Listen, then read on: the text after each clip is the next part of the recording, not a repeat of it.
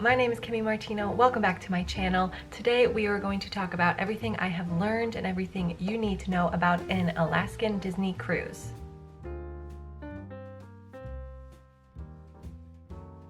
So, some things we are going to talk about. We are going to talk about the itinerary, the route we took, the excursions we did, some packing tips, the deck parties, the shows, the theme days, all fun stuff.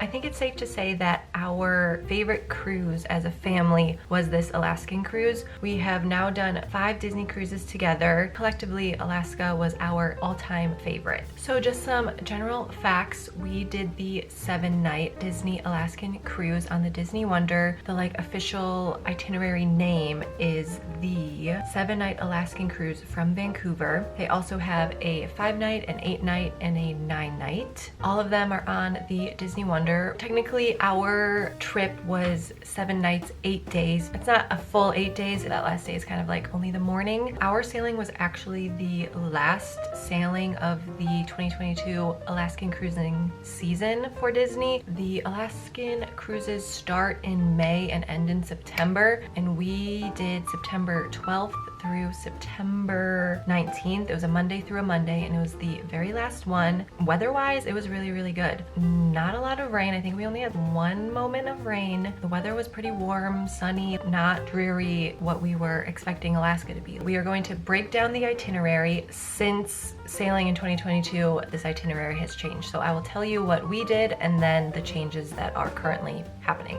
First day was embarkation day in Vancouver. Second day was a day at sea. Third day was at Dawes Glacier. Fourth day was at Skagway. Fifth day, Juneau. Sixth day, Ketchikan. Seventh day at sea. And then the 8th day was debarkation day back in Vancouver. Now, instead of going to Dawes Glacier, they are going to the Stikine ice cap. And then for other ports of call that they are currently offering, again, this could change literally at any given moment, they are also doing icy Strait Point, Alaska, Sitka, Alaska, and Victoria, British Columbia. The 5-night, 8-night, and 9-night had a set itinerary, and then there were 2 different itineraries for the 7-night. The Alaska cruises take you up the Inside Passage, which is the little route ships take on the western coastline of North America. It starts in Washington State and then travels up some of Canada and then some of the Alaskan Panhandle, which is the southern little tail of Alaska. So these cruises don't even touch mainland Alaska. This is a really, really great cruise if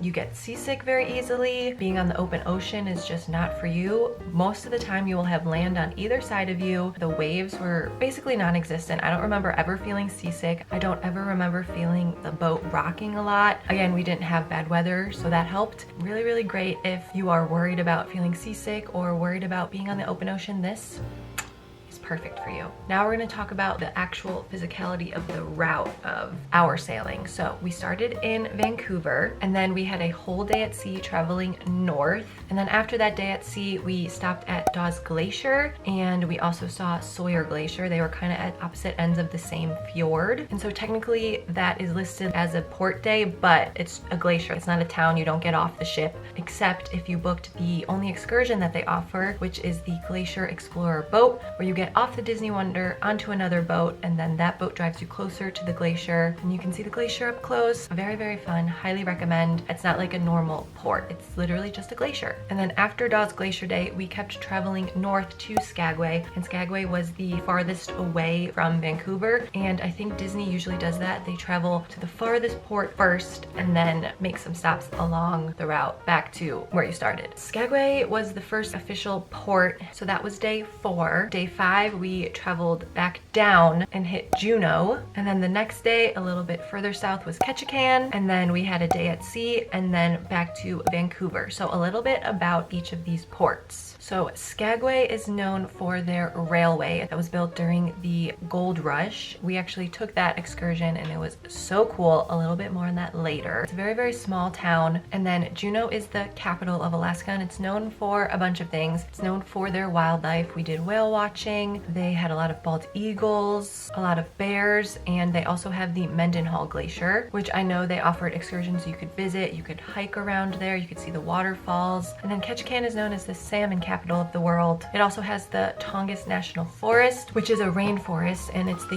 US's largest rainforest, and we actually had an excursion planned to go see the rainforest, but unfortunately it got canceled. So don't know much about the rainforest except we could see it from the ship, and it was a massive block of pine trees. It was really, really cool. Now let's jump into excursions. So we could book excursions 90 days before sailing. At the time, we were all Silver Castaway Club members, which is Disney Cruise Line's loyalty program, and there's different levels, different tiers, and for us, we could book excursions 90 days out. So for Dawes Glacier, we booked that Glacier Explorer boat. They had 2 departure times. We picked the later departure time, and each time they took 2 boats out. So there's like a total of 4 boatloads of people that were able to book. We assumed that it would be really, really hard to book, and actually we got it pretty easily. And that was really, really cool. We got to see Dawes Glacier up close. We got to see the harbor seals. We saw some of the ice like fall into the water. Not good, but it was really, really cool to see. And then that Glacier Explorer boat took us across Tracy Arm Fjord to the other end, which had Sawyer Glacier. By that time, the Disney Wonder actually left Dawes Glacier and was headed back towards our route. And then we met Disney Wonder after we saw Sawyer Glacier. So highly recommend. Very cool. The air was so clean and it just felt so fresh. My mom and I were taking so many deep breaths to just take it in. That excursion was pretty long. I know I timed it in the vlog that I did of the whole trip. I have videos of all the days. Okay, in Skagway, we did the White Pass Scenic Railway excursion, which was the train ride up the mountain to the White Pass summit. It retraced the route the gold miners took that they were crossing into Canada to try and mine for gold. That was also a very long excursion. Very, very cool. Our tour guide, who was giving us all the facts, she was at the second to the last car, which is the car we just randomly decided to sit in, and she gave us like other little tips like, ooh, get your cameras ready right now, or if you had any questions, you could talk to her. In Juneau, we did the whale watching and wildlife quest. Again, highly recommend. All of the excursions we did on this Alaska cruise would highly recommend. This whale watching one was, I think, our favorite collectively. We saw 28 whales, which was the season high for that crew and that ship. I mean, they were just everywhere. They were really, really close to the ship, which is kind of crazy. You could hear them breathing and stuff. We also saw some seals on a little buoy, and then on the drive to the boat, we saw a lot of bald eagles, and I think we saw some out on the water as well. The like naturalist was speaking on the mic,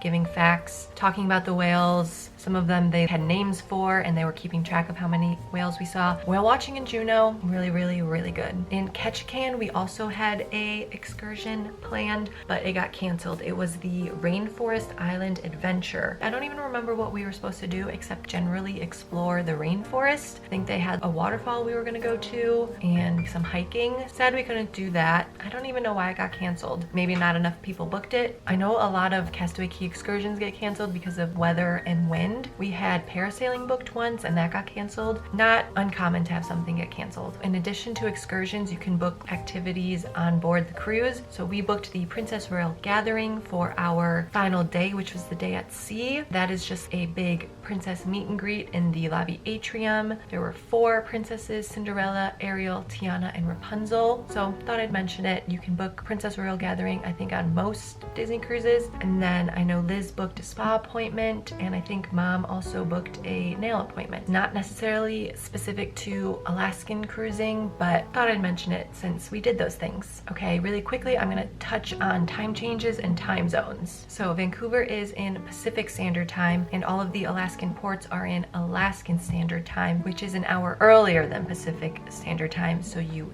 gain an hour. And then on that last day at sea, going back to Vancouver, you lose the hour because you're going back into Pacific Standard Time. So it's not that many time differences and changes, but we did assume our phone clocks would change, and we almost missed our Princess Royal Gathering. So assume your clocks won't change just on their own. Either go in there and change it yourself, or just set an alarm an hour earlier if you have to get up and do something. And if your phone did change, then you can sleep in an extra hour. But if your phone didn't change, then you have prepared and are good to go. Some quick tips on packing. We assumed it was going to be raining, cold, dreary, so we bought some new stuff. We bought some waterproof hiking boots, some waterproof hiking pants, a new raincoat that was warm but small enough to easily pack. We got the raincoat and hiking pants at REI. And then I think the hiking boots we got at DSW. And then we brought hats, gloves, scarves. I brought some hand warmers and foot warmers because I didn't know if it was going to be cold, and I always run cold, so had those. I brought them to all of the excursions, but honestly did not need them. They were nice to have a nice little warm pocket that you could put your hands into and warm them up. Hand warmers, foot warmers, nice to have. We didn't need them. But mainly layering is the name of the game, so bring a bunch of layers that you could easily put on, take off: t-shirts, sweatshirts, sweaters, winter jackets, a pair of leggings, a pair of jeans to go over it, or a different type of pant. Yeah, I was never cold, but we were very, very lucky. Our trip was mostly upper 50s, lower 60s. At night, maybe it got down into upper 40s, but mostly sunny. Our Juneau day was gorgeous. The sun was out, it was really warm, beautiful. Very, very lucky we did not have crappy weather, but it was important that we prepared for it just in case, because when I'm cold and it's raining, I'm miserable. So to have the necessary things to shield yourself and warm yourself up was crucial, but thankfully we didn't need them. And then also something that was very, very helpful, we brought binoculars to most of the excursions, and for watching the scenery go by on the veranda, it was nice to see the glacier up close with the binoculars. And we were looking for different wildlife. We saw a mountain goat on one of the fjord mountain things that we could see really, really well with the binoculars. So that's something that you wouldn't necessarily bring on another cruise, that I would highly recommend bringing a pair of binoculars or two if you're not good with sharing, or if you have a lot of people, so you can see some cool wildlife and nature up close. Now kind of into more of the onboard stuff. So our staterooms were on deck 6 forward. Really, really great. Liz and I had an inside stateroom. It was so cozy. I did not mind not having a window or a veranda, especially because it was an Alaskan cruise, and when the sun set, you just wanted to get cozy and watch a movie in your stateroom bed. For dinner seating, we chose the second dinner seating, which we quickly realized that was us eating at 10 p.m. our normal time. So since then, we have decided to take the first seating, but for this cruise, we did the second dinner seating, which was at 8:15. And on the Disney Wonder, you have 3 main restaurants. You have Triton's, Tiana's Place, and Animator's Palette. They also have Palo, which is adult dining exclusive. It is extra money, and we did not do anything on Palo this cruise. Some things you might like to know: Tiana's Place had a Mardi Gras night. It's probably going to be your last night dining in Tiana's, so for us that was day 7, our last full day, our day at sea. And your servers will tell you, tomorrow we're going to be in Tiana's Place, it's going to be Mardi Gras night. Ooh, Lewis is going to come out, Tiana's going to come out, we're going to have performers on stage, it's going to be great. Most longer cruises on the Disney Wonder will have a Mardi Gras night at Tiana's, and then Animator's Palette also had the animation night where you get to draw a little character and then they animate it for you on the screen during dinner, and that for us was our day 5 at Juneau. So I guess it'll be your last night dining in Animator's Palette, maybe? I'm not sure. All right, the shows that we saw, if you are interested. So the shows, the big production shows, the Broadway style shows, happen in the Walt Disney Theater. We had the Golden Mickeys on day 2, which was our day at sea. We had Frozen, a musical spectacular, on day 5, which was Juneau. And then we had Disney Dreams, an Enchanted Classic, on day 7, which was our last full day, our day at sea. And then there are themed days that happen on Disney Cruise Line, like Pirate Night. We did not have Pirate Night on the Alaskan cruise. We had Frozen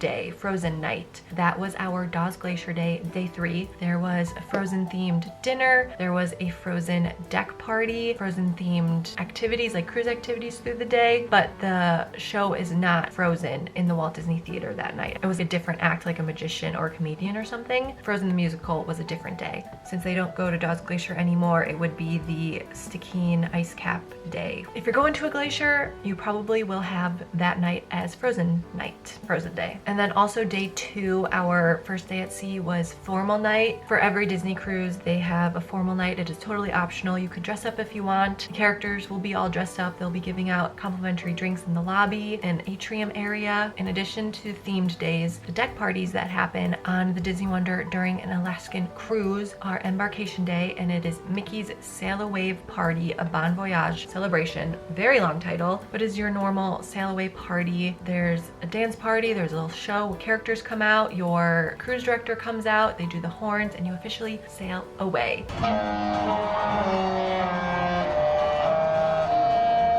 And always that song gets stuck in your head for the rest of the cruise, and it is so nice and annoying at the same time.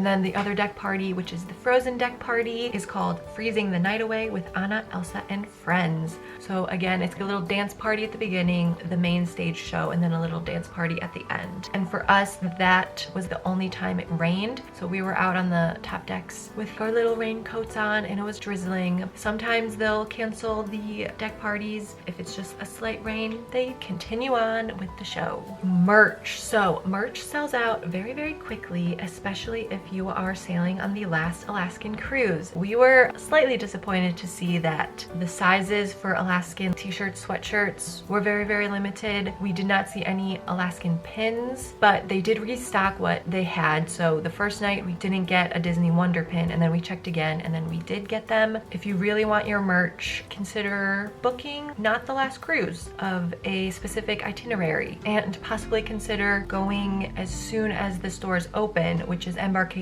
day around 6 p.m. after you've sailed away. They open up all the shops. Usually they have all of their stock out at that point. Sometimes not. Sometimes more stuff is revealed later on in the cruise. We would check almost every night. It was kind of our nightly routine. After dinner, go check the shops, and then go check Crown and Fin Pub for the late night appetizers that they had. And if you're really, really looking for itinerary specific, Alaska specific merchandise, try and get that stuff as soon as possible because sizes will sell out. If you're a later cruise, you might not even see all of the options or see all of the sizes. So just some things to be aware of. Characters. This is almost why I've decided to make this video. I wish we knew what the whole character situation was with their Alaskan outfits. On our Dawes Glacier Day, the characters were up on deck 10, the top deck, meeting and greeting, taking pictures with the gorgeous Alaskan scenery in the background. We did not know that. We woke up, we're taking our time, had a nice breakfast, did some walks around the promenade deck on deck 4, then went up to the top deck. Our plan was to just watch scenery go by, but then we saw, oh, all of the characters are out in all of their Alaskan gear with the beautiful background. We have to get in line and try and get them all. It's kind of what happened. And so we got in line for Mickey, and then Mickey left and Donald came out. We met Donald, got in another line. It was Minnie, and then Daisy came out and we met Daisy. Some things that I want you to know and what you should do. If you want to get a picture and meet all of the characters in their Alaskan outfits, check the Navigator app, the Disney Cruise Line app, as soon as you can on embarkation day, and look to see when the characters will be on deck 10. It will probably be your glacier day. And then make a plan, prioritize which characters you want to see, maybe get in line a little bit early to make sure you meet them, and know that every, I don't know how often, maybe half hour, the characters will switch. And usually there will be a character attendant that says, now you're in line for Donald, is that okay? And if you don't get all of the characters you want on that first day, they will be out in their Alaskan outfits on port days. If it's a day at sea, they're not going to be in their outfits. From my experience, it could change. Usually during a port day, they are out meeting and greeting in their Alaskan outfits, except if it's formal night, they will be in their formal wear. I think there are other outfits that they have that they meet people in. You will have more opportunities than just that glacier day to meet them in their Alaskan outfits, but maybe they'll be in it, maybe they won't. And we got Goofy with the Walt Disney Theater background, and then we got Minnie with just the normal ship background. So not the cutest pictures, but kind of doesn't matter if you don't care about the pictures, you just want to meet them in their Alaskan outfits. That is one thing I wish I knew that I'm now telling you. Check that app to see when they're on deck 10, and they will be out in their Alaskan outfits, not the whole cruise, probably just port days, and sometimes not even those days. Sometimes they'll be in their other stuff. Prioritize, plan if characters are important to you. There are no fireworks on Alaska cruises. There are laws protecting wildlife. So on our Dawes Glacier Day, they turned off all of the outside sound. So no music, no movies on funnel vision. It was all very quiet and calm. It was really, really nice. They also had a naturalist speaking over the speakers. So it wasn't completely quiet all the time. You were hearing some facts about what we were seeing, the glaciers, Alaskan wildlife. So when we see ice, particularly the older ice that's more solid, less air bubbles in it, Lastly, I wanted to mention what we did on our travel day when we flew into Vancouver, stayed in the hotel before embarkation day. We stayed at the Pan Pacific Vancouver, which is the hotel that is directly connected to the cruise terminal. Highly recommend. It was so nice to just walk downstairs and get on the ship. Also, if you get a harbor view room, you will wake up, open your shades, and the Disney Wonder will be literally right there. It was so cool. It was something that we had never experienced before. We were able to put our bags outside that morning, and then the hotel took them downstairs and put them on the cruise ship for us. Vancouver has a million cool things to do. I know some people stay a couple days before the cruise and do some fun Vancouver things. We just walked along the harbor, walked to Stanley Island, and then turned around, grabbed dinner, saw a bunch of the seaplanes taking off.